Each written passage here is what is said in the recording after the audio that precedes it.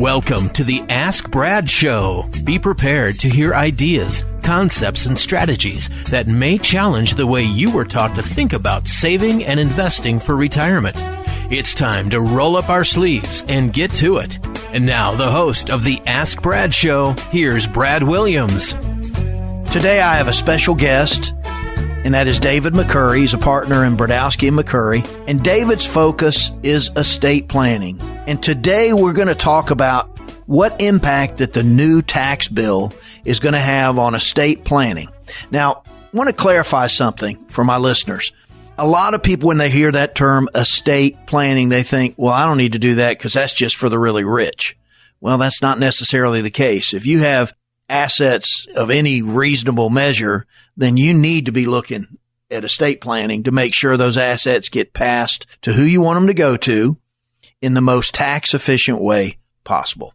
So, David, again, I appreciate you coming on the show. We're going to talk about the Tax Cut and Job Act. So tell me what you get mainly from that new bill. What do you see happening? The main thing, with the Tax Cuts and Jobs Act, at least as it relates to estate planning, the big change was it doubled the estate gift and generation skipping tax to $11.2 million, meaning that if you have more than $11.2 million, there's going to be a potential tax, for a transfer that occurs during life or upon death. Previously, this exemption amount was $5.6 million. So it doubled it from $5.6 million to $11.2 million. So there's a lot less estates now that are going to have a potential tax problem.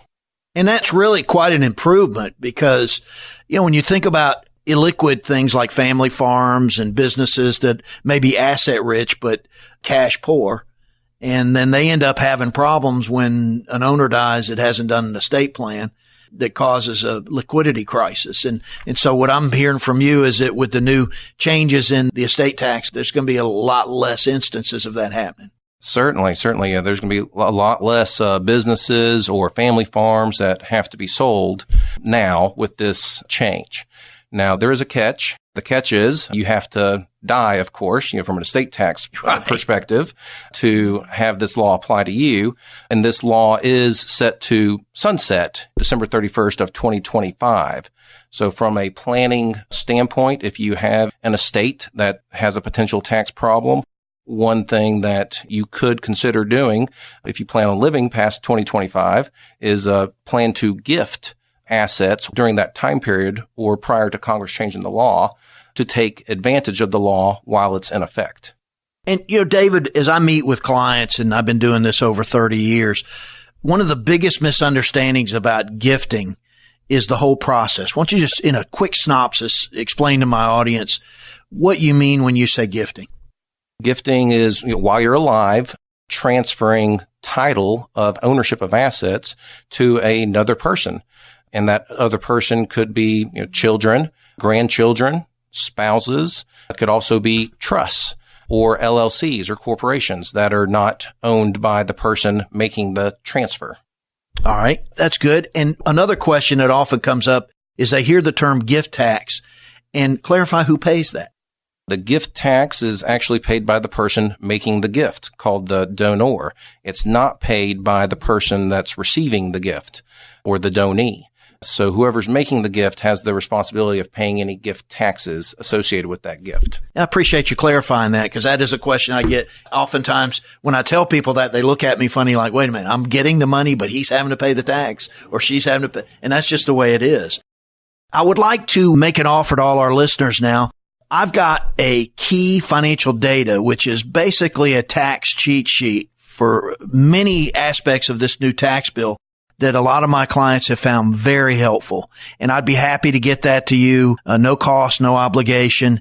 If you'll just call 844-343-6048, we can either get that emailed out to you as a digital copy or a hard copy if you'd like. We've got a real nice laminated copy. But that's no cost, no obligation. 844-343-6048. All right, David, let's get back to it.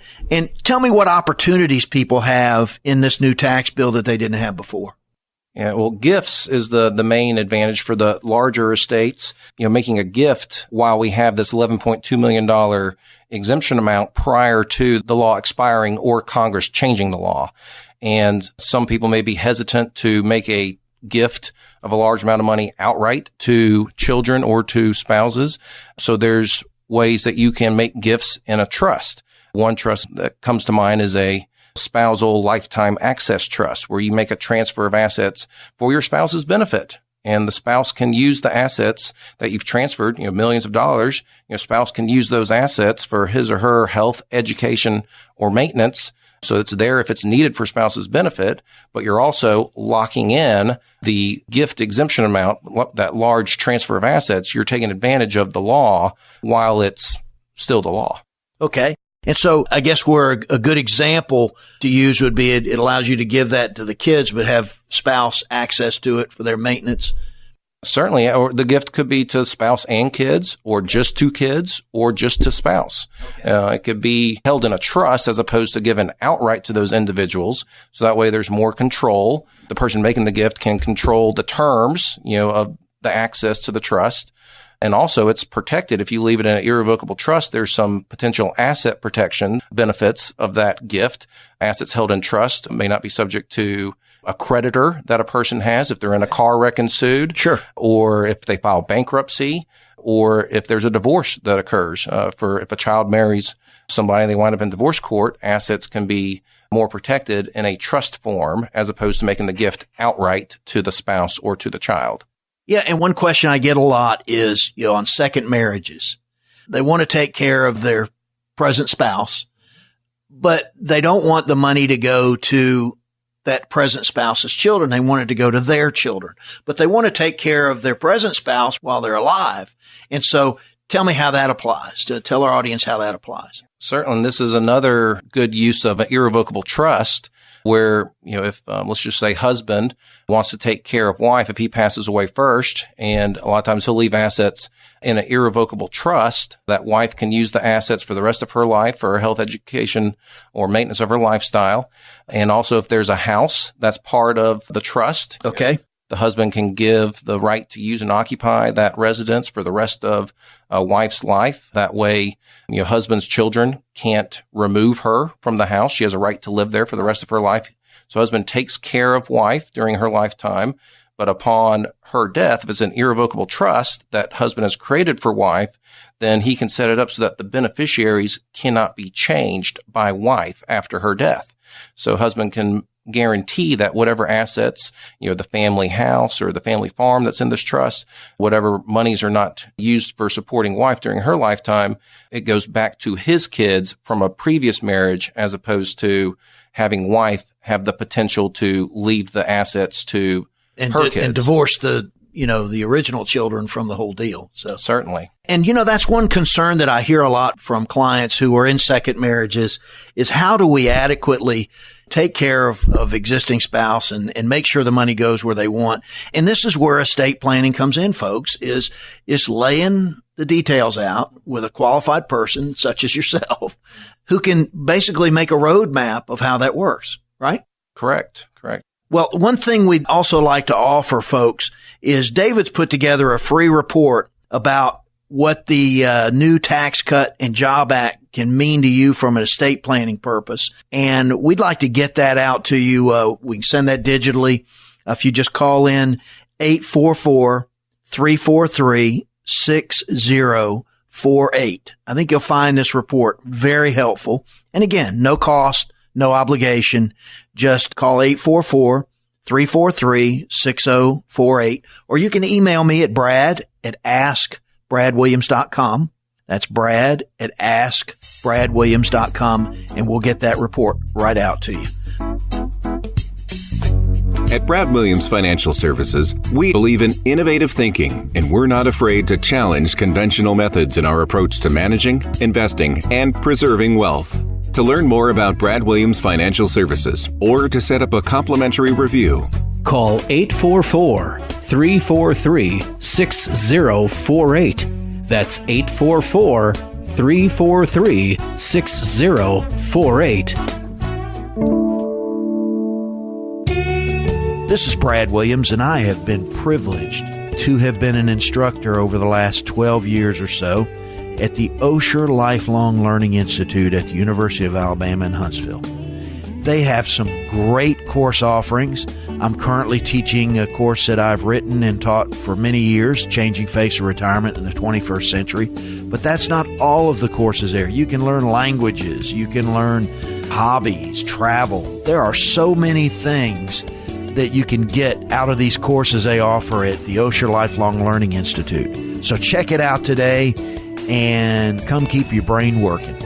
For more information on the Osher Lifelong Learning Institute, call 256-824-6183. That's 256-824-6183. Or email olli.info@uah.edu. The Osher Lifelong Learning Institute.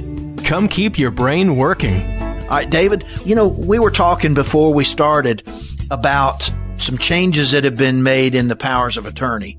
And that's probably, as much as estate planning, one of the critical issues of any when you've got assets and spouses and what to do and, being able to control what happens to you. So talk about some of the changes that have been made.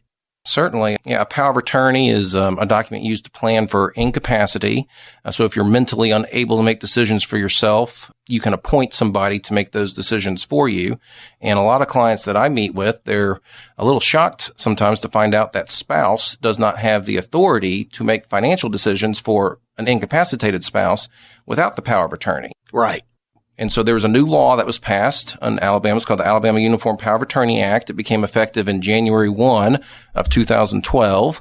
And all powers of attorney created under this law, after January 1, 2012, have some advantages over previously created powers of attorney. It'd be a good reason to update if you don't have a newer version of this power of attorney.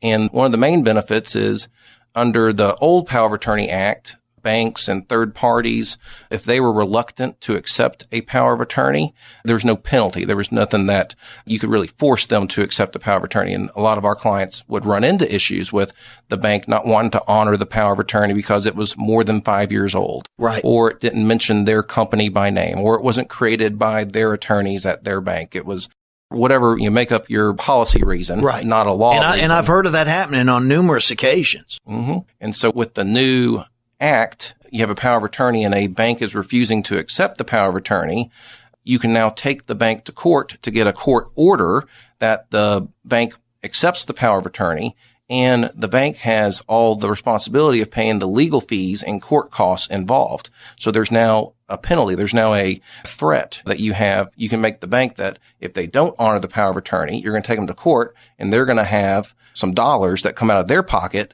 for not honoring a valid power of attorney. Sure. Okay. And that makes total sense because like I mentioned before, I've had instances that I became aware of where they tried to use a power of attorney at a financial institution and had all kinds of roadblocks put in front of them, mm-hmm, from outright refusal to having to jump through a bunch of hoops. Yep. And so that what you're saying is this new law is going to help smooth that out. Yes. Yeah. There'll be less hoops to jump through, and there have been less hoops to jump through from my experience with the new law because, once a bank or an investment company figures out that they have some liability, for not accepting a power of attorney, they are more cooperative from my experience. Okay. Well, that's great. That's great. And I think if my audience is getting anything, it's that planning in advance is really critically important because it's the old an ounce of prevention or a pound of cure. Having to clean up a mess of an estate that wasn't planned properly is a lot more work than setting up the proper tools like trusts and powers of attorneys. And it's not that trusts make sense for everybody, but they make sense for a lot. Would you agree with that? Certainly. We recommend, either a will, a last will and testament, or a revocable living trust. That's an alternate to a will-based plan. But those are the two foundational ways that you can create an estate plan around. And wills make more sense for some clients, and revocable living trusts make more sense for other clients. But certainly having one or the other is highly recommended from, my perspective. It's much better than having no plan at all. Right. Because if you die without a will, you don't have a plan of your own. you have the default plan that the state of Alabama creates for people that die without a will or without a trust. And a lot of times the default law of Alabama is not what most people would want for their plan. Exactly. And, the key is, like I said, I've been doing this over 30 years. What's critical for me to help my clients is making sure I have a network of individuals, because I don't care how good you are. You don't know all the answers. As much as I study and go to classes all the time, I know when it comes to estate planning, I need to come to somebody like you, because you can give me the right answers. I'm not guessing. And the same thing with accounting. And, having a team approach is what I find is most beneficial, so that you have resources available, because things are very complex today, aren't they? Certainly. The team approach to estate planning is very much what I believe in as well. It's having a good attorney, a good financial advisor, like Brad, a good accountant. You really need all three of those roles to be working together, because it can become very complicated. And there's a lot of different laws out there. The laws are changing every year, it seems like, and you got to stay on top of it. And a lot of times you're working with an experienced person that has, helped in estate planning matters previously. They have a lot of invaluable experience that you just can't gather on your own from, researching it on your own. Yeah. And I know from my experience, when we're working with joint clients, it's so beneficial for me to be able to call you and say, hey, this is what I'm thinking about proposing to this particular client. Does that conflict with your estate plan, or does that mold with it? And it's very important, because oftentimes if you're not careful, you can be working at cross purposes from each other. Would you agree with that? Certainly. Yeah, because a lot of estate planning is making sure your ownership of assets, your beneficiary designations on your IRAs and your investments, right, with assets that Brad helps manage, they have to work with your last will and testament. They have to be coordinated to work with your trust or your will. Otherwise, the plan fails. And so you got to make sure that everything is working together. Exactly. And, a lot of people will go online and they'll create a trust at one of the online tools. And some of the key factors that are important is, if you're going to create a trust, making sure the assets are transferred to the trust. Otherwise, it's just a piece of paper. Exactly. And that's why it's so critical to have the right people helping in those aspects, to make sure that all that work you do to create an estate plan is not for naught because you didn't do the couple of things right. Certainly. Yeah. Once you create a trust, you need to make sure you deed your house to the trust. Otherwise, the house is not going to be controlled by the trust. And changing bank accounts be owned by the trust, changing beneficiary designations to a trust. I see that missed a lot of times in estate plans.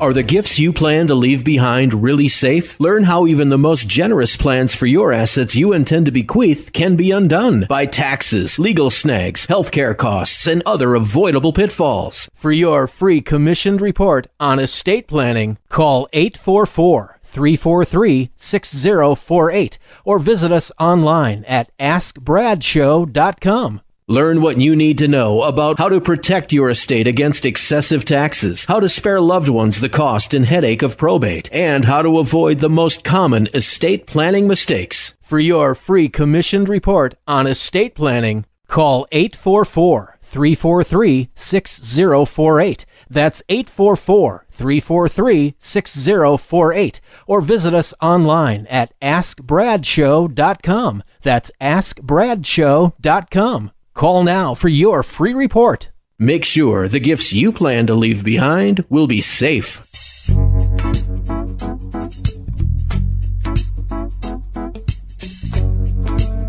David, I know we talked about wills and trusts and how to use the new estate tax limits in that and the powers of attorneys. Let me ask you this, because a lot of people are sometimes unclear on this. So let's talk about, I know a lot of people who have done estate planning have credit shelter trusts. Talk about how the impact of that is.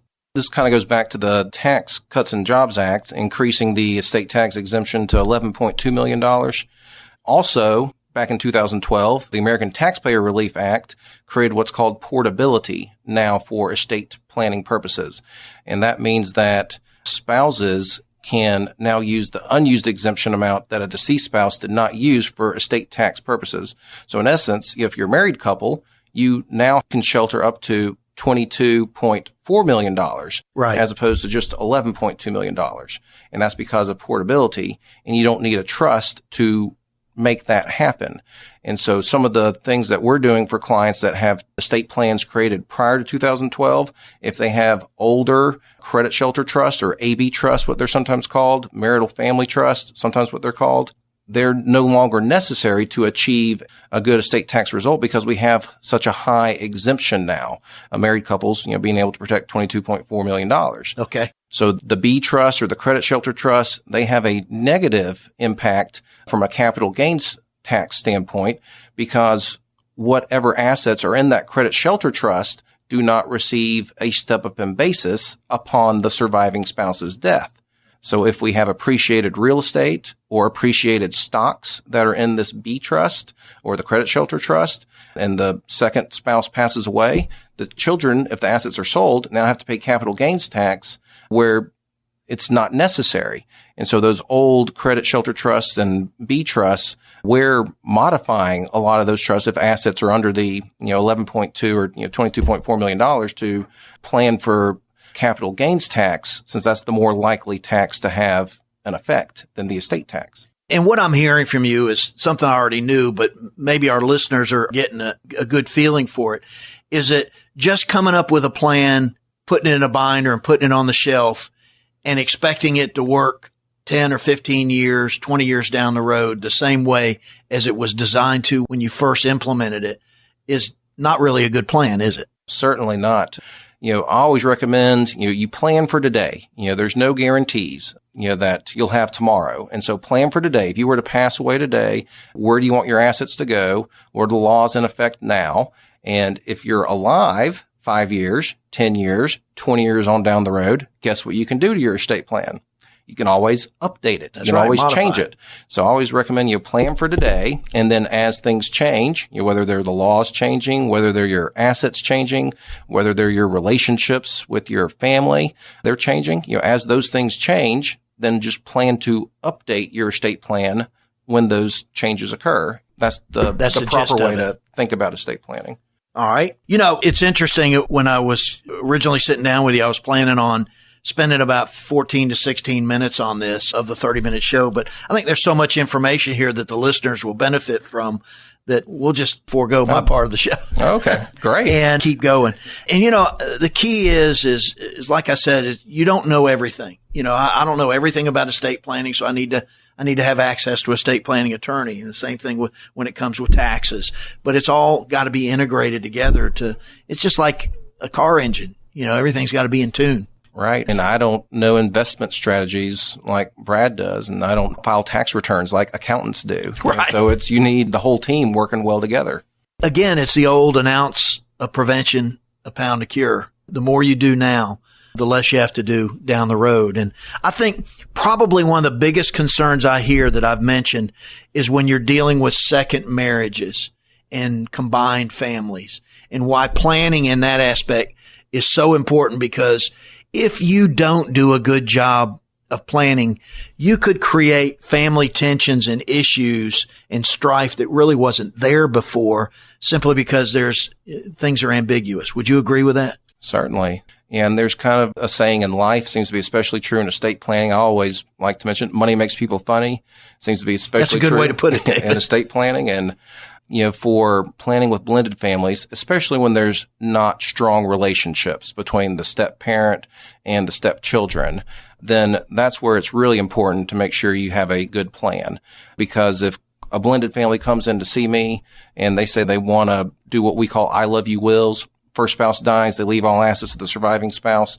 And then after the surviving spouse dies, then assets flow down to the kids, which are all the kids, children and stepchildren. Right. Well, if the first spouse dies, what can the surviving spouse do if they have a will for their estate plan? Well, they can change it. They can always change the will. And so it's kind of the last spouse alive kind of controls where the estate plan and all the assets are going to flow. And if there's not strong relationships between step parents and step kids, then that's where, and I've had this happen many times in my practice, where the step parent comes in and, well, I don't have a strong relationship with the step kids anymore after, husband died, after wife died. I just don't have a strong relationship, and I want to leave all the assets to the people I do have a strong relationship with, sure, which are their natural children. And that's exactly not what the first die spouse wanted when they came in and met with me, but that's what happens sometimes. Well, David, I really appreciate you taking some time to come out here. And David's put together a free report about what the new Tax Cut and Job Act can mean to you from an estate planning purpose. And we'd like to get that out to you. We can send that digitally. If you had any additional questions for David, you can give us a call at 844-343-6048. And we'll put you in touch with David and get those questions answered. If you want the tax cheat sheet, we'll be happy to email or mail that to you, whichever your preference is, at 844-343-6048, or an email at brad@askbradwilliams.com. If you like the information in this show and maybe like to review it, it'll soon be up on our askbradshow.com website under the estate planning, and you'll be able to listen to that anytime you want. But I always appreciate it. Was this the third time you've been on my show, I think? I think so. And we always get calls because of topics you covered, and we really appreciate that. So again, David, I want to thank you for coming and hope you have a great week. Thanks for having me, Brad.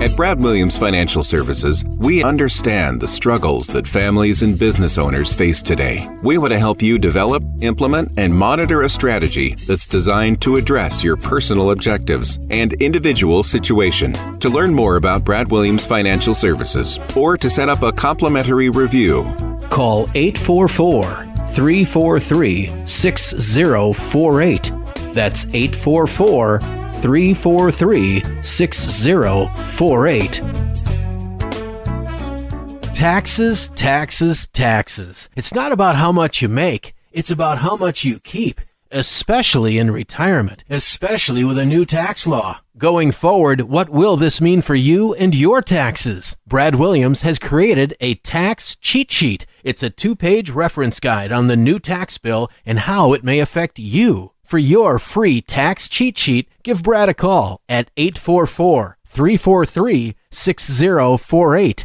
That's 844-343-6048. Or visit AskBradShow.com. That's AskBradShow.com. Is your retirement plan on course? Do you even know? A good advisor is like a financial GPS because your retirement is like an airplane. It's subject to the tailwinds of economic change, the headwinds of market corrections, the turbulence of volatility, and the fuel risk of outliving your money. Most people don't realize the plane they are on is off course most of the journey, but the GPS senses this and makes the small course corrections needed before they become major navigation failures. This is what I help my clients with. Hi, my name is Brad Williams of Brad Williams Financial Services. I am my client's financial GPS that helps keep their retirement plane on course so they make it to their destination with fuel to spare. If you would like to find out what having a financial GPS is all about, call me to schedule a free 1-hour consultation to see if you are on course. Call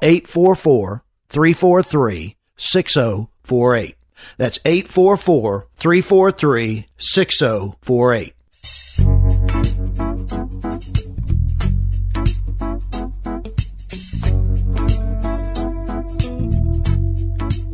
Good morning. What is the number one cause of bankruptcy for those who are 65 and over in the United States today? Here's a clue. It's not living too long with the amount you've saved. A lot of you probably know that. You hear it a lot. Many probably don't. You might think it's outliving your money because you hadn't saved enough, things like that. But there was a recent article in Forbes magazine, and it showed that medical debt is the number one source of personal bankruptcy filing in the United States. And people who are 65 and older now make up roughly 8% of bankruptcy filers. And that's up from 2008. Now, the author attributes the increase to a few factors. And for one, he said the recession of 2008 hit the over 65 demographic pretty hard. Now, we all remember what that was like, and it did. It hit a lot of people really hard. A lot of people had to go back to work because they saw a substantial drop in their assets. But those who were receiving medical care, were hit pretty hard as well. In some states can garnish your disposable net monthly income. I think one of the key things that's important to consider is with the fact that most wives outlive their husbands. And in many cases, not all cases, because I've been in practice for over 30 years, I see varying degrees of change in that. But for the most part, the men oversee the family's finances, their investments. They were primarily the larger wage earner. Again, not in all cases, but in most, at least in my experience. So what happens, a lack of financial literacy in the spouse that's not involved can lead many women who are survivors, or even men if the woman was handling the finances, into bankruptcy court. Now, today, we're going to talk about what that is, okay? Now, we said medical debt. What I'm really talking about is long-term care issues. Everybody's heard all the talk about long-term care. It's a buzzword. And, I could sit here and reel off all kinds of boring statistics. You probably get, especially if somebody's trying to sell you a long-term care policy. When this is talked about, people always throw out the numbers. But what I told you when we opened the show is that I was going to show you some solutions. And I'm going to keep that promise. And I'm going to show you how to prepare for this threat and why it's a threat to your money and your family. Because in reality, think about it. Long-term care is not just a threat to your pocketbook. It's a threat to your whole family, their well-being and quality of life. Because when you are needing constant care, it not only affects your wife, it affects your children and everyone close to you. I mean, look, folks, you know the story. Most of the people listening to this show are not children. They've experienced family, friends, maybe church members who have had long-term care experience, whether it's an accident or whether a stroke or some other health issue that is debilitating, and it requires them to need help with what are called activities of daily living. And when you're talking about long-term care, you got to have at least a cursory understanding of what that is. And how that is judged is there are 6 basic activities of daily living: bathing, dressing, eating, toileting, continence, and transferring. Okay. Bathing, you need help bathing. It's not that maybe you can't do it yourself, but you may need help doing it. Same with toileting. Transferring, you need some kind of help. Even with eating, it's not that you need somebody to feed you. It's maybe you can't prepare it for yourself anymore. But these are the basics. And so we've all experienced that. We've seen it. I know I have. Of my grandparents on my mother's side, of course, my grandfather died when my mother was about 2, so I never knew him. But my grandmother lived to 99 3/4, and the last really 12 years of her life, she was cared for she had 10 children. And so 2 or 3 of them, my mother included, spent time taking care of her. My grandparents on my father's side, my grandmother had Alzheimer's. That lasted about 7 years. 2 of them weren't too bad, but the last 5 were pretty tough. And at that point, my grandfather needed care because his diabetes had caused him to lose a leg, and then the other one as well. And so he was wheelchair bound. So, that was a family issue. The family took care of it. And, things are different for most people today. And the reason is that family support network just isn't there for most people. We've got 2 income earners that are working. Oftentimes you've got what they call the sandwich generation where, they're caring for parents and for grandchildren. So there's a lot of issues there. So the question then comes back to, as I told you I was going to help you with, is show you some real solutions to this problem. And when we come back, I'm going to do just that. So we're going to talk about some real solutions.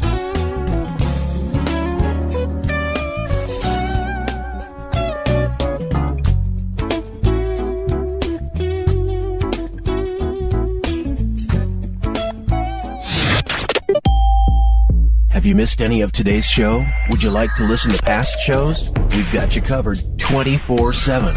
Visit AskBradShow.com. That's AskBradShow.com. Welcome back. We've been talking about long-term care. I mentioned my personal family experience with it. I know everyone out there in my listening audience has had some experience with it, directly or indirectly. So it's there. The main thing to remember is it is a real and substantial threat to your finances, to your life, to your well-being, to your family's well-being and their happiness. So you got to admit it. And that's the first step. You know, they say that admitting you have an issue is the first step to fixing it. Well, we all have the issue. And one thing about my career, I've been blessed with 31 plus years in the industry. And when I first got in, I primarily was mom and pop life insurance, kitchen table type meetings. And as I graduated, helping business owners with some of their planning and investments. Due to some family issues that I mentioned earlier, I realized long-term care was an issue and had an opportunity to work for a group that's all they did. And so for a while, that's what I specialized in, is designing long-term care plans for people. And it really opened my eyes to many different things. But one of the big things I saw was that oftentimes you'd have someone want you to come talk to them about that. And there'd be one spouse that would just not admit that there was an issue there. Now, the answer is not necessarily long-term care insurance, but the first step to finding the answer is understanding you got a problem. And the problem is, unless you're mega wealthy, that you may run out of money taking care of one of you in retirement if you've got long-term care issues. Because like I said, when the rubber meets the road, it's not whether you have long-term care insurance. It's if you have a long-term care issue, how are you going to pay for it? That's key. How are you going to pay for it? We're going to get into, as I mentioned, I promised you solutions. Believe me, folks, I'm getting to them. You know, the first thing would be to self-insure. That's the first solution to the problem. Now, the key there is, do you have enough assets to self-insure? Fortunately, some do. In my practice, as we address that issue, you know, part of my process is going through Social Security, making sure that's maximized, looking at health care issues, you know, income and retirement, investment planning and allocation, all that. But oftentimes, as you're going through that discovery process, you find out, well, they pretty much can take care of that threat themselves. And so that's good. They're in a good position.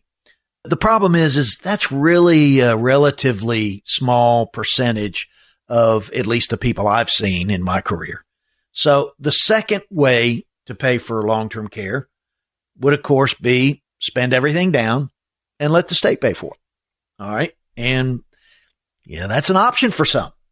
Not a great plan, but it's out there. I mean, Medicaid's there waiting for a nursing home, although it pays very little for anything else. And you pretty much have to be broke. The spouse has got to spend, you know, I'm not going to get into all those details, but you got to spend down everything. And there's only a few assets a stay-at-home spouse can keep. In the state of Alabama, there are very few creative ways to get around that. In some states, the way their laws are written, you can do some, you know, Medicaid-friendly annuities and things like that to preserve assets. Not in Alabama, folks. We have a pretty strict Medicaid rules. And basically, it's a federally funded program, and then it's administered by the state and partially funded by the state. So the key is, do you want the state taking care of you? Because they're going to send you where they have an open bed. Again, this may be an option for some people. I remember back in my long-term care days, when that's all I did, I had one lady that called me. She lived in a modest apartment, and I went out and met with her, and she had a real fear of long-term care. She thought that was just the most terrible thing, and she didn't want to be subject to all those rules and what the state taking care of her, and she wanted to buy a long-term care policy. Well, quite frankly, she didn't have the assets to protect. So there was really no reason to get it except for controlling where she was going to get care. And her premiums would have really put a dent in her lifestyle. And I just flat out told her, ma'am, as much as you want this, you don't really need this because, you know, long-term care insurance is when you have something to protect, assets to protect. I said, as terrible as it sounds, your option is the state. And after a while, she agreed with me and we parted company friends. And, you know, that's the key, folks. It's not that somebody tells you, well, this solution's for you, but what is the right solution for you? Folks, appreciate you listening to my show. I'll have to say the results we got, the calls we got, and the inquiries from our beneficiary directory show were overwhelming. And so in view of that, we're going to extend that free offer. I've got some more books and workbooks. I've got 3 sets of a book and a workbook, $45 retail value on Amazon. It is a great tool for making sure your assets go to the places you want them to go to. Just give us a call, 844-343-6048. That's 844-343-6048. And we'll tell you how you can get your beneficiary directory and beneficiary directory workbook. Again, folks, a great tool. I use it in my practice. It really makes you think about things and plan in advance so you don't leave a mess for those who come after you. Thanks for listening to our show today. In retirement, you only get one chance to get it right, and we know that proper information leads to informed decisions. And that's why we hold free informational workshops in our area every month. Topics like Social Security, RMDs, the latest retirement tax strategies, IRAs, estate planning, and so much more. For dates and times of the next free workshop in your area, call 844-343-6048. That's 844-343-6048. All right, now getting back into real life solutions. We talked about self-funding. That works for some. Having the state do it if you really don't have any assets to protect.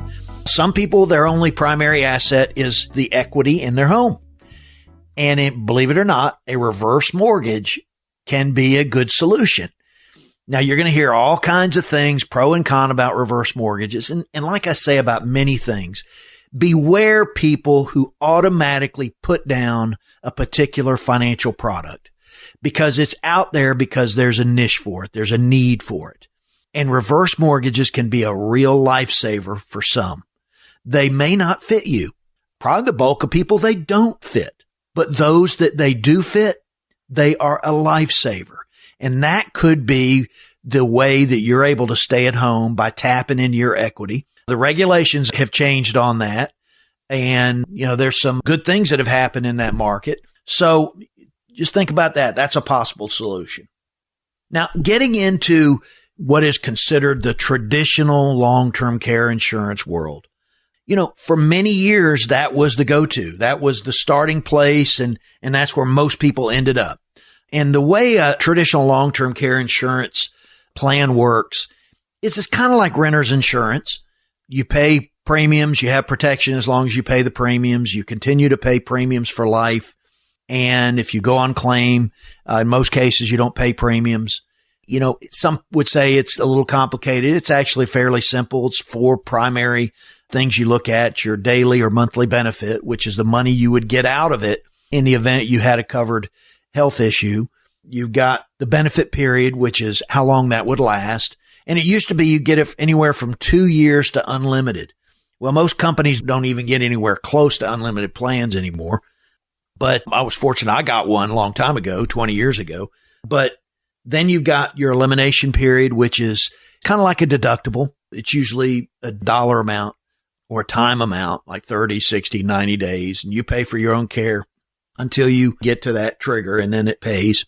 And then something else that can be added is an inflation factor, which will help keep your daily benefit or monthly benefit in line with today's costs as costs rise. So, you got your daily monthly benefit, your benefit period, your elimination period, and then, of course, an inflation factor.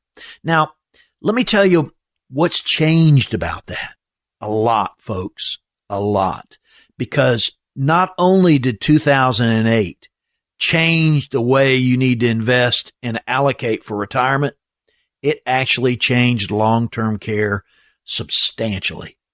Because when interest rates came down, when the Federal Reserve took us down from an average of 4.5% for the 10-year Treasury, which is what a lot of insurance companies and banks, for that matter, base their product offerings because of what they can invest in treasuries and how that affects the bond markets. And, insurance companies are financial intermediaries. They take your money in premiums, they invest them, they make money on the difference. And oftentimes, even with a slightly unprofitable product, insurance companies can make money on the premium flow. Well, the problem is that I think it got as low as 1.39. I think it was in 2012. I don't have my charts in front of me, but you cannot make money as an insurance company when 10-year treasury rates are that low. And so we saw a substantial downward pressure on insurance companies' profits in this line of business because there was no margin. They were losing money. You had claims that they probably had not actuarially done the right work on at that point. And so claims were higher than normal.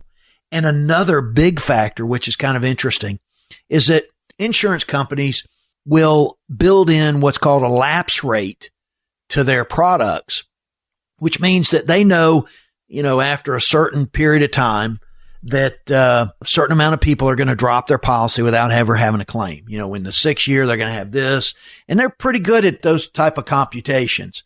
Well, what they're finding is that people weren't lapsing their policies in the numbers they expected. They recognized the need for that product, and they kept their policies. So what did that mean? Well, we're going to talk about that when we get back to the break, and we're going to look at a couple other solutions and talk more about that. So, how's this latest stock market roller coaster ride treating you? You've worked too long and too hard, scrimping and saving for retirement to have it exposed to this market volatility or gobbled up by some retirement spend-down scheme. The definition of insanity is doing the same thing over and over, hoping for different results. For your free, no obligation, no more volatility information kit, be one of our first 10 listeners to call 844-343-6048 or visit us online at AskBradShow.com.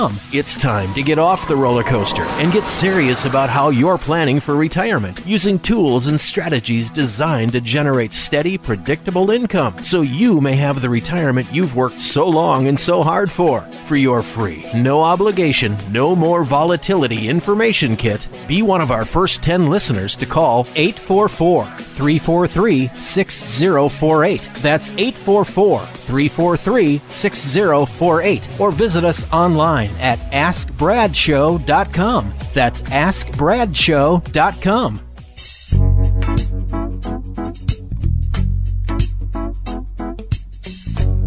All right, as we come back, we were talking about traditional long-term care insurance, and I was talking about how 2008 changed the industry.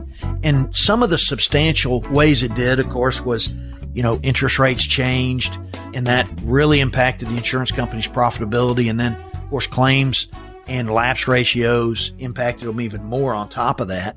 And what we saw was an exit from the industry of a lot of companies that were offering long-term care. Big names just decided they weren't going to write them anymore. Now, that doesn't mean they walked away from their book of business. They're still managing their books of business, but they're not writing any new policies. And that's big because in the past, what they had always done is when they needed to raise premiums, they typically passed it on to the new policy. So they issued one, and then if they saw they needed to raise rates, they'd issue it in another.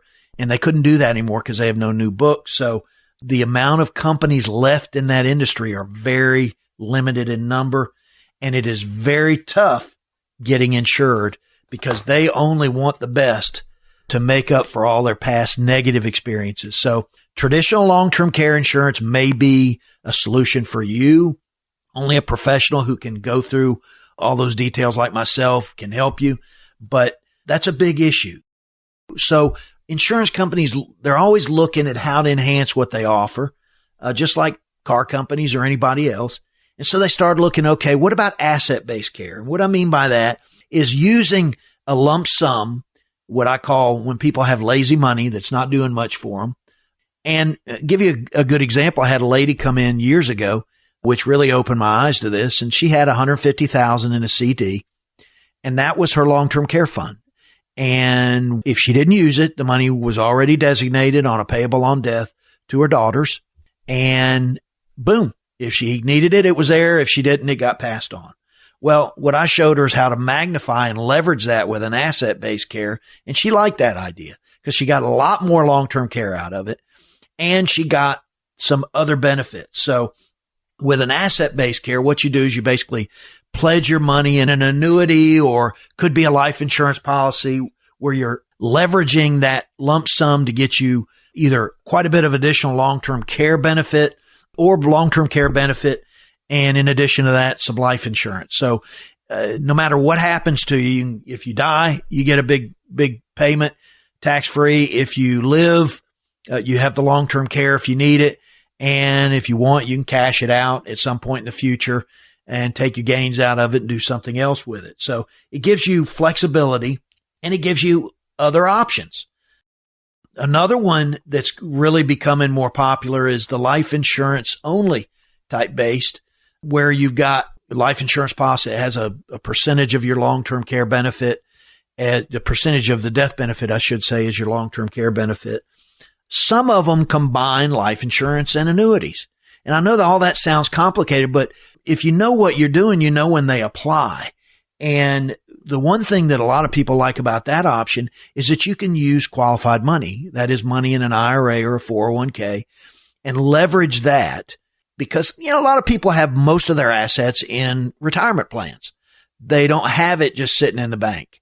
So some of these other alternatives really didn't help them because they had limited places to get their money. And the asset-based care that allows qualified money is a very viable solution to the long-term care problem. So as we're winding down, let me kind of close out with a few thoughts. Your long-term care is a threat. It's an issue, folks. You got to address it one way or another. Even if you look at it, realize, hey, these are the numbers, I'll live with it. Okay, you've at least looked at it, but you got to at least look at it. I also would suggest another thing is oftentimes people go to the insurance agent or whatever and ask for help. When my clients come in and they're talking about trusts, and I don't try to practice law, but I give them some cursory knowledge of trusts and how they might apply to their situation, since I typically either refer them to a lawyer or tell them, go talk to him, but he's probably going to tell you don't need one, is if you're going to talk to an attorney about a trust, don't go to a jack of all trades attorney. Go to one that specializes in estate planning and trusts, because they know all the nuances and they know the issues that can be faced with that. And that's important. Well, the same thing is true when you're doing your long-term care planning. Don't just necessarily go the guy that does your home, your boats, your cars to have him do that planning where he's got to search for the application in his office. Go to somebody who understands the details of these type of products. Whether you call me or not is irrelevant. If you've got the problem, you need to solve it. And that's the important thing, is solving the problem. And that's why I look at my place here on the radio. Yeah, I do get some clients from my radio show, but I like to give back to the community, give them information. Whether you ever call me or not is not important. It's that you listen to what I say and you implement these things, or at least explore them to find out whether they apply to you or not. So I guess the gist of what I'm saying in this last segment is, like they tell you on TV, don't try this at home, folks. These are trained professionals. So as I close out the show, again, I want to thank everyone for listening. I really appreciate the responses we're getting. And as I mentioned before, on our beneficiary directory plan, I'm putting 3 up again because we had such a response when we did that show, that if you're the first 3 callers at 844-343-6048, that's 844-343-6048. We'll tell you how you can get it. Have a great week and talk to you soon. That's all the time we have for today. To learn more about Brad Williams Financial Services, or to set up a complimentary review, call 844-343-6048. That's 844-343-6048. 343-6048. Investment advisory services offered through Sound Income Strategies, LLC, an SEC-registered investment advisory firm. Brad Williams Financial Services and Sound Income Strategies, LLC are not associated entities.